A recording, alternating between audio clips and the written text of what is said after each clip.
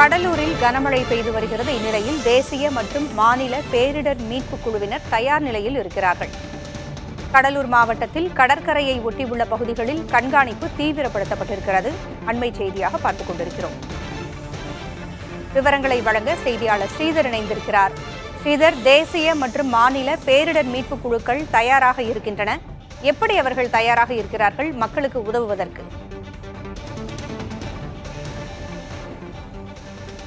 கடலூர் மாவட்டம் எப்போதும் பேரிடருக்கு ஒரு செல்லப்பிள்ளை என்று சொல்லலாம். எந்த பாதிப்பாக இருந்தாலும் கடலூர் மாவட்டத்துக்கு தான் முதலில் தரும். அப்படிதான் வெள்ளம், புயல், இப்படி எந்த பாதிப்பும் கடலூர் மாவட்டத்தை சந்தித்துதான் மற்ற மாவட்டத்துக்கு தரும். அதன் காரணமாகவே கடலூர் மாவட்டம் எப்போதும் ஒரு கண்காணிப்பு மாவட்டமாக இருக்கிறது, பேரிடர் மாவட்டமாகவும் இருக்கிறது. இன்னும் சொல்ல போனால் கர்நாடகாவில் பெய்யும் மழை கூட கடலூர் மாவட்டம் வழியாகத்தான் வங்கக்கடலுக்கு செல்ல வேண்டும். அந்த அளவுக்கு கடலூர் மாவட்டம் எப்போதும் எந்த மழையிலும் பாதிப்பை ஏற்படுத்தக்கூடிய மாவட்டத்திற்கு எந்த பாதிப்பும் ஏற்படக்கூடாது என்பதற்காக தமிழக அரசு மாநில பேரிடர் மீட்பு குழுவும் தேசிய பேரிடர் மீட்பு குழுவும் இங்கு முகாம் வைத்துள்ளது. குறிப்பாக கடலூர் மாவட்டத்தை ஒட்டி 49 மீனவ கிராமங்கள் உள்ளது. இந்த 49 மீனவ கிராமங்களில் முதலில் இந்த மழை, வெள்ளம், புயல் சமயத்தில் பாதிப்பு ஏற்படும். அந்த பாதிப்பிலிருந்து காப்பாற்றுவதற்காகத்தான் கடற்கரை ஒட்டியுள்ள பகுதிகளில் தற்போது மாநில பேரிடர் மீட்பு குழுவும் தேசிய பேரிடர் மீட்பு குழுவும் முகாம் வைக்கப்பட்டுள்ளார்கள். நீங்கள் நேரடியாக பார்க்கலாம். அவர்கள் எப்போதும் இங்கே தயார் நிலையில் இருக்கிறார்கள். குறிப்பாக ஒரு தொலைபேசியில் ஒரு தகவல் வந்தால் உடனடியாக அந்த சம்பவ இடத்திற்கு சென்று பொதுமக்களை மீட்பதற்காக 24 மணி நேரமும் இவர்கள் தயார் நிலையில் வைக்கப்பட்டிருக்கிறார்கள். தேவைப்பட்டால் அருகிலோர்களும் இங்கு வருவதற்கான ஏற்பாடும் செய்யப்பட்டுள்ளது. அது மட்டுமில்லாமல் நவீன கருவிகள் இவர்கள் கையில் உள்ளது. மரங்கள் விழுந்தால் அதை மீட்பதற்கும், மழையில் சிக்கினாலோ அல்லது தண்ணீரில் சிக்கினாலோ அவர்களை மீட்பதற்கான படகுகளோடு இவர்கள் தயாராக வைத்திருக்கிறார்கள். இது குறித்து நம்முடன் பேசுவதற்காக அந்த குழு தலைவர் நம்மிடம் இருக்க அவர்களும் கேட்கலாம்.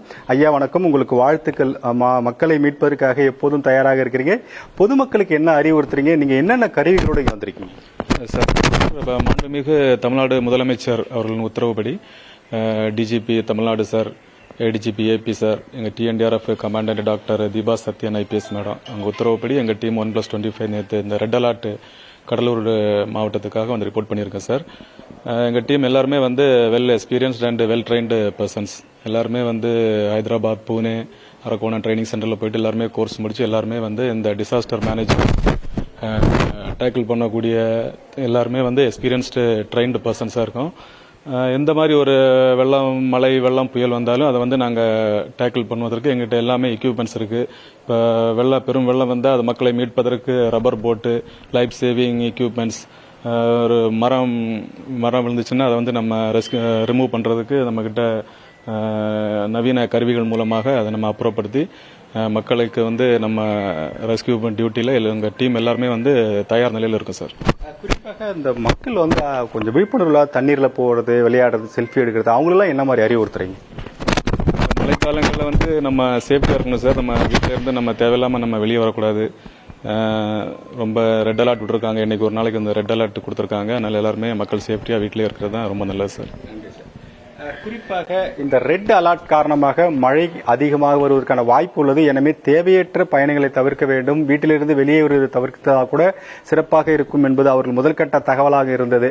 அது மட்டும் இல்லாமல் அப்படி யாரேனும் பாதிக்கப்பட்டால் அவர்களை மீட்பதற்காக எங்களிடம் பயிற்சி முடித்த 25 நபர்கள் இருக்கார். அவர்கள் மூலியமாக நிச்சயமாக பொதுமக்களை நாங்கள் மீட்போம். அதுவும் குறிப்பாக தமிழக அரசு உத்தரவின் அடிப்படையில் தான் நாங்கள் காத்துக் கொண்டிருக்கிறோம். தமிழக அரசுக்கு தேவையான அனைத்து உதவிகளையும் செய்வதற்கு தயாராக இருப்பதாக அவர்கள் தெரிவித்திருக்கிறார்கள். வங்கக்கடலில் உருவாகியுள்ள ஆழ்ந்த காற்றழுத்த தாழ்வு மண்டலம் புயலாக வலுப்பெறும் என்று வானிலை ஆய்வு மையம் கணித்த அந்த நிமிடத்திலிருந்தே பல்வேறு முன்னெச்சரிக்கை நடவடிக்கைகள் எடுக்கப்பட்டதாக தமிழக அரசு கூறி வருகிறது. மாவட்ட ஆட்சியர்களோடு முதலமைச்சர் ஆலோசனையும் நடத்தினார். தற்பொழுது தேசிய மற்றும் மாநில பேரிடர் மீட்புக் குழுவினரும் தயார் நிலையில் இருக்கிறார்கள். டெல்டா மாவட்டங்களில் தீவிரமாக கனமழை பெய்து வரக்கூடிய சூழலில் மழை வெள்ளத்தால் பாதிக்கப்பட்ட இடங்களிலிருந்து மக்கள் பாதுகாப்பான முகாம்களில் தங்க வைக்கப்பட்டிருக்கிறார்கள். தற்பொழுது மீட்புக் குழுவினரும் தயார் நிலையில் இருக்கிறார்கள்.